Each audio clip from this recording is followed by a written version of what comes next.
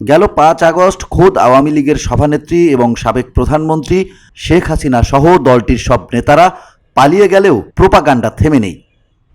সামাজিক যোগাযোগ মাধ্যমে প্রতিনিয়তই চলছে প্রোপাগান্ডা। এরই অংশ হিসেবে আওয়ামী লীগের অফিসিয়াল পেজ থেকে দলীয় নেতাকর্মীদের উদ্দেশ্যে কিছু নির্দেশনা দেওয়া হয়েছে। নির্দেশনাগুলো হলো, প্রথম কাজ, তৃণমূলের পাশে দাঁড়ানো। তথ্যের জন্য আওয়ামী লীগের অফিসিয়াল ইমেইলে যোগাযোগ করতে হবে।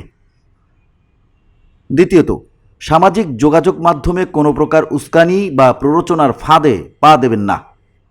তৃতীয়ত, সারা দেশে জুলাই মাসের শেষ থেকে আগস্টের শুরু থেকেই আওয়ামী লীগ ও সহযোগী সংগঠনের নেতাকর্মীদের উপর যত হামলা হয়েছে, ভাঙচুর, লুটপাট ও হত্যাকাণ্ড হয়েছে, সেগুলোর ছবি এবং ভিডিও টুইটার, ফেসবুক, ইউটিউবে প্রচার করতে বলা হয়েছে।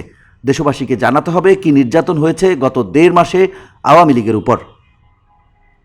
৪, আমাদেরকে জনগণের আস্থা অর্জন করতে হবে। কোনো ধরনের উস্কানিমূলক পোস্ট বা ভুয়া বার্তায় বিভ্রান্ত হবেন না।